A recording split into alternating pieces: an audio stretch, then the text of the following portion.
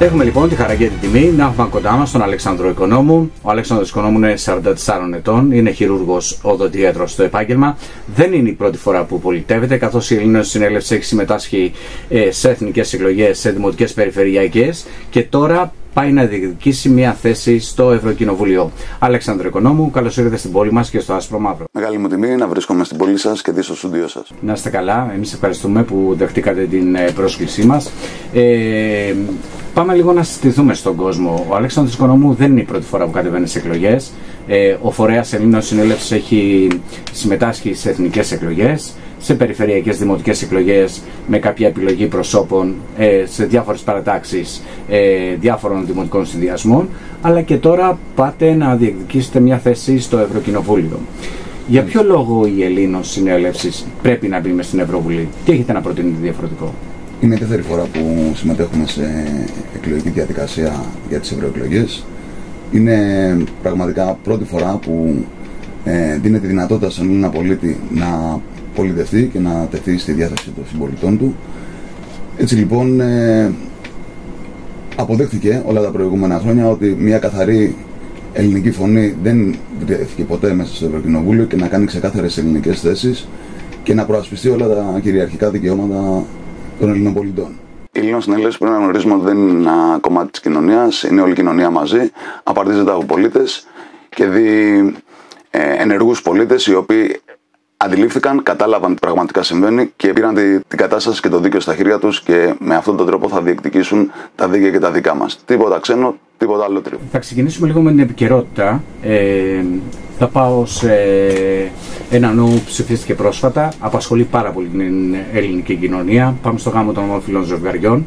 Ποια είναι η δική σας θέση σαν Ελλήνων Συνέλευσης γενικά για αυτό το θέμα? Να συμβιώνουν οι άνθρωποι μεταξύ τους είναι θεμιτό, είναι ελεύθερο και αν μη τι άλλο μη κατακριτέο. Δεν είναι τώρα η ώρα της αναγνώρισης των ομόφυλων ζευγαριών, είναι δεκαετίες ολόκληρες που έχει αποδεχτεί η κοινωνία την ύπαρξη και πάντα υπήρχαν. Δεν είναι κάτι πρωτόγνωρο στις κοινωνίες μας. Είναι οπότε απολύτως αποδεκτό από τους ανθρώπους των κοινωνιών η παρουσία των ομόφυλων ζευγαριών.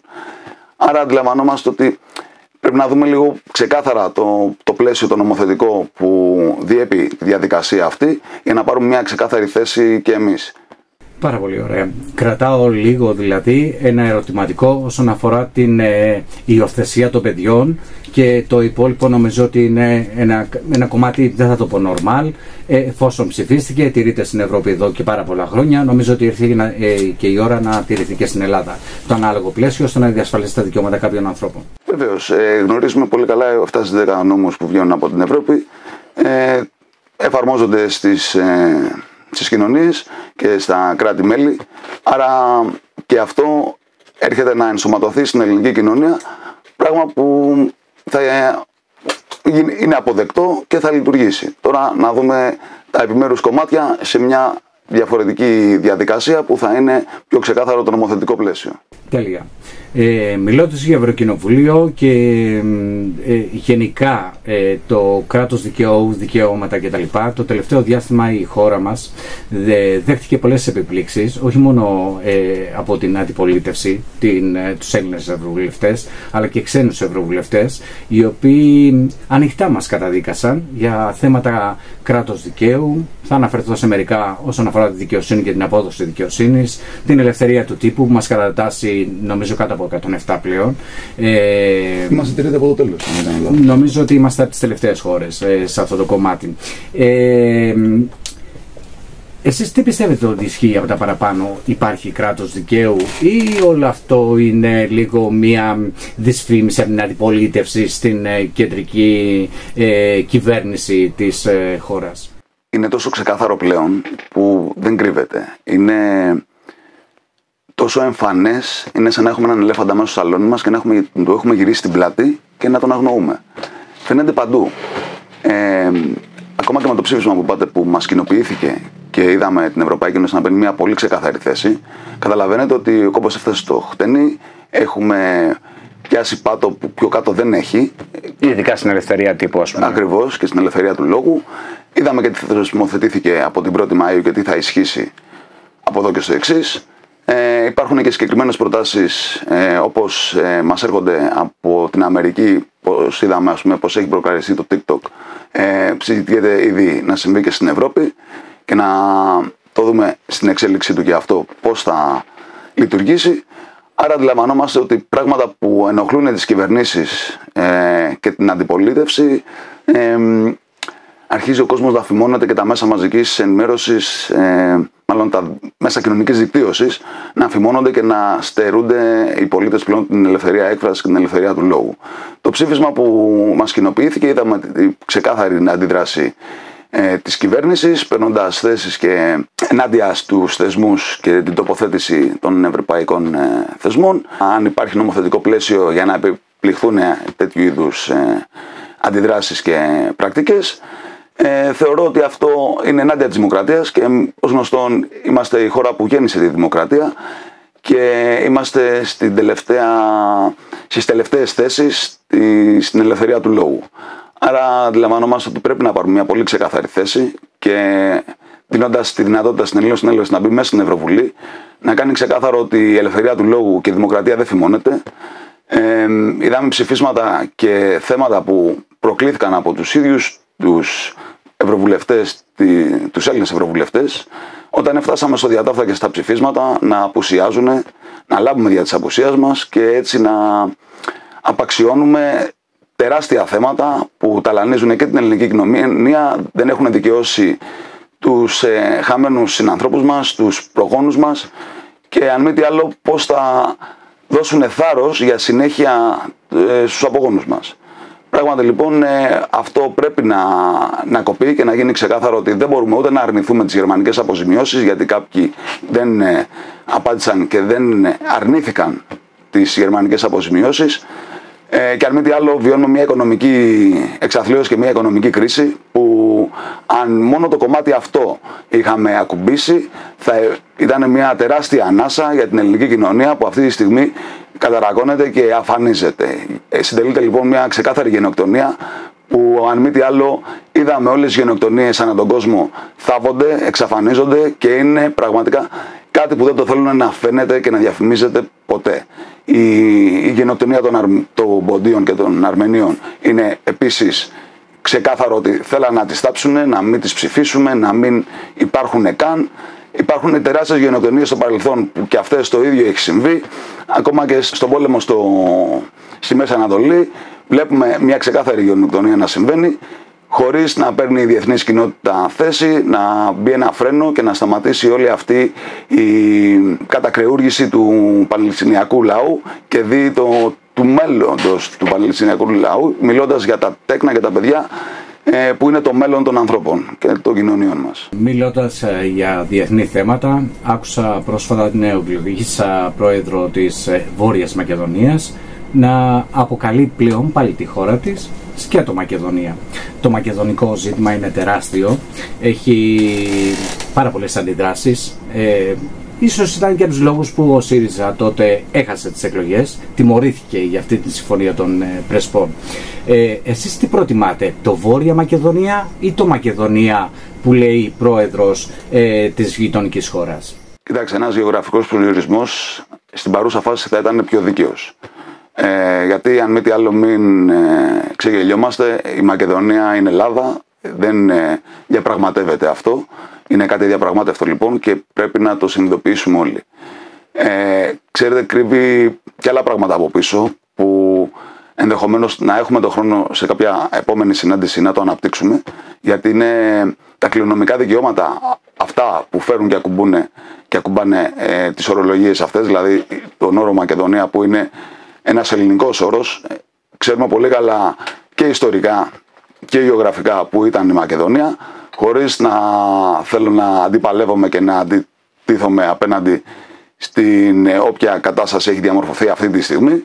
Οι δύο λαοί δεν έχουν να χωρίσουν τίποτα μεταξύ τους και αν μη τι άλλο η ειρήνη και η ευημερία είναι το κατεξοχήν προσόν που πρέπει να διέπει τους λαούς για την συνέχισή τους, για τη διαβίωσή τους.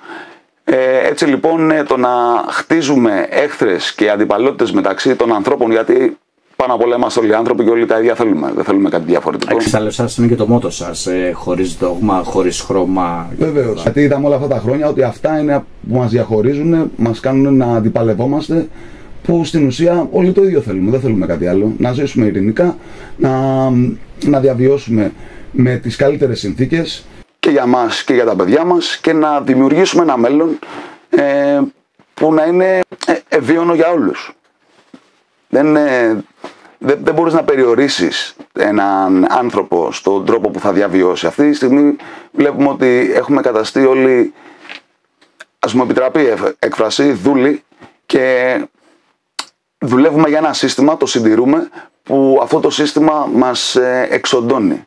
Δεν έχουμε προσωπική ζωή, δεν έχουμε χρόνο στην καθημερινότητα μας ούτε καν να σκεφτούμε, να φιλοσοφήσουμε μία έννοια που τη γεννήσαμε και δεν υπάρχει καν στην καθημερινότητά μας. Δεν προλαβαίνεις να σκεφτείς τίποτα. Σου έχουν φάει τόσο πολύ το χρόνο που σε έχουν καταστήσει να ενδιαφέρεσαι μόνο για την επιβίωσή σου. Και πραγματικά εκεί είναι ένα κομμάτι που πρέπει όλοι να το δούμε, γιατί η επιβίωση είναι ένα κομμάτι που ακουμπάει πάνω στο κομμάτι του εγκεφάλου, το αρχαίγωνο, που έχει μόνο 3 λειτουργίες. Που αυτό είναι το κομμάτι που έχουν και τα ζώα.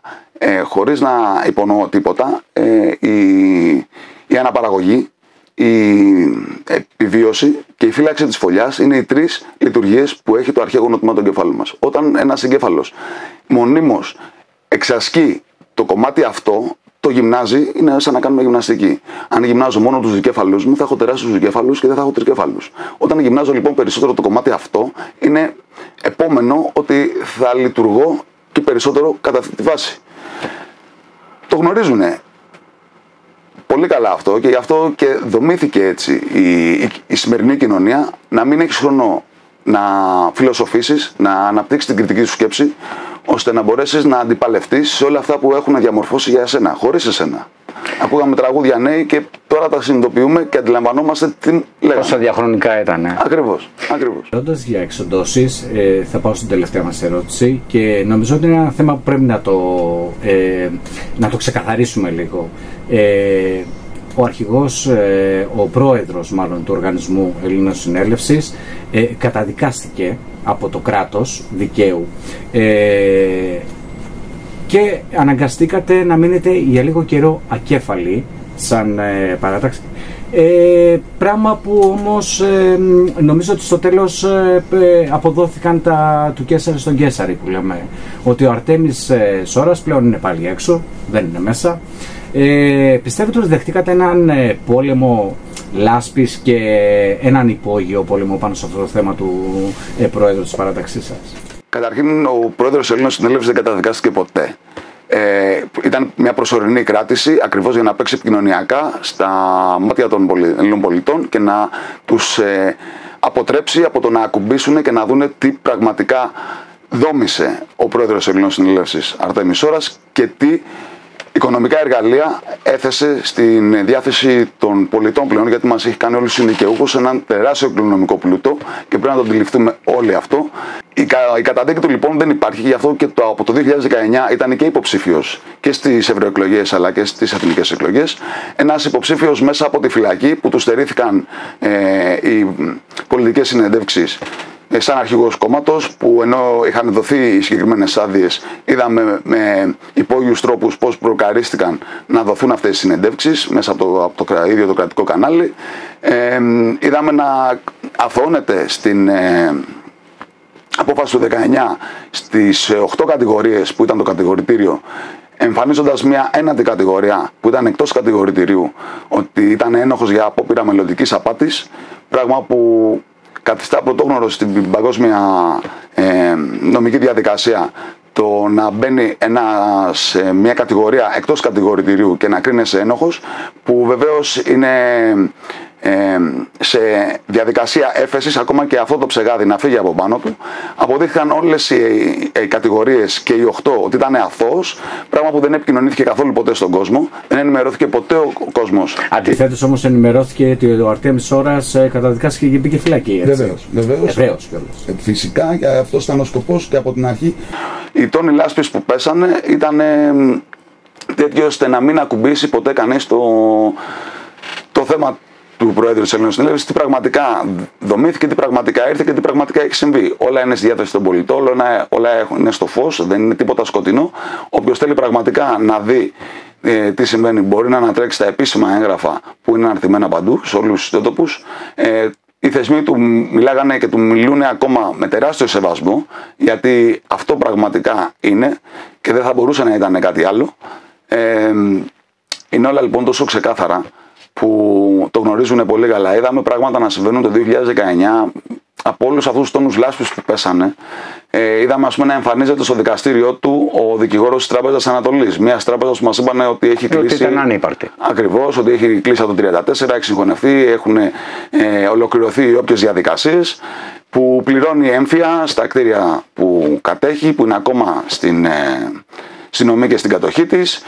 Όπως γνωρίζετε, το κτίριο του Σοφοκλέου, στα κεντρικά της Εθνικής, τα κεντρικά της Τράπεζας Ελλάδας, είναι ακριβώς το περιουσιολόγιο της Τράπεζας Ανατολής. Πληρώνει έμφυα για αυτά τα κτίρια η Τράπεζα της Ανατολής. Άρα αντιλαμβάνεστε ότι είναι μια υπαρκτή τράπεζα, μια διαδικασία που ποτέ δεν έκλεισε. Και αυτό ήταν και το μεγάλο πρόβλημα των κεντρικών τραπεζιτών σε όλο τον πλανήτη, που ξέρουμε πολύ καλά και οι οικογένειες έχουν αυτό το καθεστώς. Άρα αντιλαμβάνεστε το πόσο ψηλά έχει ακουμπήσει ο πρόεδρος της Ελληνικής Συνέλευσης και με ποιους αντιπαλεύεται. Πρέπει να το καταλάβουμε όλοι αυτό το πράγμα, ότι οι κεντρικοί τραπεζίτες είναι αυτοί που ανεβάζουν και κατεβάζουν οι κυβερνήσεις, είναι αυτοί που μπορούν να σε κλείσουν πίσω από τα κάγκελα και να κάνουν πραγματικά ό,τι θέλουν, χωρίς να υπάρχει το κράτος δικαίου που είπατε, να μην υπάρχουν τα νομοθετικά πλαίσια και να μην ισχύει τίποτα. Γνωρίζετε και εσείς καλύτερα εδώ στον τόπο σας τι έχει συμβεί τις περασμένες δεκαετίες και δει στην αρχή της γενέσεως της πόλης με τα μεταλλεία του Λαβρίου, με τις πρακτικές που ακολουθήθηκαν, με τεράστια εγκλήματα στους πολίτες που να πεθαίνουν από ασθενείες που έχουν προκληθεί, να μην υπάρχει μερίμνα τίποτα, να καπηλεύονται οι ξένες δυνάμεις που νεμόντουσαν τα μεταλλεία και δει τα εδάφη μας, να είναι τελείως απέναντι σε όποια νομοθετική διαδικασία, σε όποια, αν θέλετε, προσπάθεια της πολιτείας να φρενάρει διαδικασίες, να αγνοούν τα πάντα, να είναι υπεράνω του νόμου, γκανγκστερικές πρακτικές που πραγματικά πρέπει να τελειώσουν. Γίνονται και τώρα, έτσι. Φυσικά, δεν έχει αλλάξει κάτι. Δεν έχει αλλάξει τίποτα. Το γνωρίζετε καλύτερα από μένα. Είστε περισσότερα χρόνια στις διαδικασίες αυτές και τα βλέπετε σαν δημοσιογράφος. Πρέπει να τελειώσει όλο αυτό και να μπει ένα φρένο σε αυτή τη λίγη γελοιότητα. Και είναι πραγματικά η ώρα για αυτή την τεράστια μεταρρύθμιση που νομίζω όλοι οι πολίτες και όλος ο κόσμος θέλει μια τέτοια αλλαγή. Τους είδαμε όλους, όλοι κυβερνήσανε. Δεν έμεινε κάποιος εκτός κοινοβουλίου με τις κορώνες ότι θα αλλάξω, θα κάνω για τον τόπο μου. Είδαμε ένα δημοψήφισμα να βγαίνει ένα τεράστιο όχι και την ίδια στιγμή να γίνεται ναι. Πράγματα που πρωτόγνωρα για μας. Ακτίνες ελπίδας που την ίδια στιγμή έσβησαν, μείναμε πάλι στο σκοτάδι και υπάρχει αυτή η ευκαιρία πραγματικά, γιατί η Ελληνική Συνέλευση καταδράει πραγματικά το μέλλον της Ελλάδας στα χέρια της και ένα τεράστιο πρόγραμμα υλοποίησης για τους δήμους όλης της επικράτειας. Ένα τεράστιο πρόγραμμα χρηματοδότησης που έχει δομηθεί μέσα από τον ΟΗΕ, με προσωπικές εγγυήσεις από το χαρτοφυλάκιο του Προέδρου, χωρίς υποθηκεύσεις των δήμων, χωρίς περιουσιακά στοιχεία να υποθηκεύονται, με 49.000 έργα που από την άλλη μέρα μπορούμε να γίνουμε ένα τεράστιο εργοτάξιο, να υπάρχει εργασία για όλους τους πολίτες, για όλους τους μηχανισμούς, να συμμετέχουμε σε μια παλιγενεσία του έθνους της Ελλάδας και να πραγματικά να τη φτάσουμε εκεί που της αξίζει, εκεί που της αρμόζει, εκεί που θα έπρεπε να ήταν και όλοι αυτοί που μας κυβέρνησαν δεν το ήθελαν ποτέ. Είναι πλέον τεράστια η ευκαιρία να σταθούμε όλοι και να αφήσουμε όλους τους διαχωρισμούς στην άκρη, να εστιάσουμε σε αυτό που πραγματικά είμαστε και βρεθήκαμε σε αυτόν τον τόπο, ότι είμαστε Έλληνες πάνω απ' όλα, να αφήσουμε τους διαχωρισμούς, να ενωθούμε στη βάση μας, ότι είμαστε πολίτες, όλοι θέλουμε τα ίδια, θέλουμε να πάμε την πολιτεία μπροστά και να αποτινάξουμε όλους τους ζυγούς πνευματικούς, δογματικούς και να πάμε πλέον ατενίζοντας το μέλλον μπροστά και να κάνουμε περήφανους τους προγόνους μας που χύσανε το αίμα τους για να πατάμε εμείς εδώ και αν μη τι άλλο να εκφραζόμαστε ελεύθεροι. Πράγμα που είπαμε και πριν ότι τελείωσε. Αυτό είναι και θα το δούμε και θα αποδειχτεί στο άμεσο μέλλον ότι φημωθήκαμε και δεν θα μπορούμε να έχουμε την ελευθερία του λόγου. Δεν ξέρω και εσείς εδώ κατά πόσο θα έχετε τη δυνατότητα στο μεσομέτωπο. Το ξέρουμε ακόμα. Ακριβώς. Δεν το γνωρίζουμε, είναι κάτι άγνωστο. Είναι φυσικό λοιπόν το άγνωστο να τρομάζει και δει Ελληνός συνέλευσης, έτσι όπως έχει παιχτεί όλα τα προηγούμενα χρόνια στα μάτια των πολιτών, να τρομάζει και να θεωρούν ότι είναι κάτι έξω από αυτούς και κάτι διαφορετικό. Είμαστε ακριβώς ότι είναι και ο πολίτης, εγώ είμαι εσύ και εσείς είμαι εγώ. Δεν είμαστε κάτι άλλο. Όλοι όπως είπαμε και πριν, όλοι τα ίδια θέλουμε. Άρα λοιπόν, χωρίς να αγκιστρώνομαι και να με κρατάει κάτι άλλο, είμαι ελεύθερος, μπορώ να εκφραστώ, δεν έχω σκελετούς στην ντουλάπα μου και πραγματικά είμαι η φωνή σου που θα πάω στο Ευρωκοινοβούλιο, ζητάω την ψήφο του Έλληνα πολίτη να ακουστεί η φωνή του μέσα στο Ευρωκοινοβούλιο και να διεκδικήσουμε πλέον τα δίκαιά μας. Τίποτα διαφορετικό και τίποτα ξένο. Ακριβώς αυτό που όλοι θέλουμε. Βλέπουμε τόσες αδικίες και τόσα πράγματα να συμβαίνουν μπροστά στα μάτια μας και πραγματικά αυτοί που οριστήκαν από εμάς να μας εκπροσωπήσουν να μην κάνουν πραγματικά τίποτα, να κλείνουν τα μάτια και να καταστρέφονται και να καταστρατηγούνται θεμελιώδη δικαιώματα κεκτημένα δεκαετιών μέσα σε μερικές ώρες. Πρέπει να τελειώσει όλο αυτό και αντιλαμβάνεστε ότι η μόνη δύναμη που μπορεί να το κάνει αυτό, που δεν είναι κάτι διαφορετικό και πρέπει να το τονίσουμε, είμαστε εμείς οι ίδιοι οι πολίτες. Και αν θέλετε, αυτή είναι και η μεγάλη καινοτομία του πολιτικού φορέα Ελλήνων Συνέλευσης. Όλοι οι πολίτες μπορούν να πολιτευτούν και να τεθούν στην διάθεση των συμπολιτών τους. Να εκπροσωπήσουν την πόλη τους, τον τόπο τους και πραγματικά να κάνουμε την Ελλάδα αυτή που της αρμόζει να είναι. Φίλες και φίλοι, ήταν ο Αλέξανδρος Οικονόμου, υποψήφιος ευρωβουλευτής του πολιτικού φορέα Ελλήνων Συνέλευσης, τον οποίο τον ευχαριστούμε πάρα πολύ που είχαμε σήμερα αυτή την ευκαιρία να συζητήσουμε μαζί του και να ξεκαθαρίσουμε, αν θέλετε, και μερικά ψήγματα που υπήρχαν για την Ελλήνων Συνέλευσης. Είναι εδώ, είναι υποψήφιος, έχετε την ευκαιρία να δώσετε την ψήφο σας σε όσους συμφωνείτε με τα λεγόμενά του, να του δώσετε την ευκαιρία να σας εκπροσωπήσει στο Ευρωπαϊκό Κοινοβούλιο. Εμείς θα τα πούμε σε ένα επόμενο άσπρο μαύρο. Αλέξανδρε, σας ευχαριστούμε πάρα πολύ. Κύριε Αριφόγλου, ήταν μεγάλη τιμή να βρίσκομαι κοντά σας και να μου δώσετε αυτό το βήμα για να ακουστεί η Ελλήνων Συνέλευση και η φωνή των πολιτών.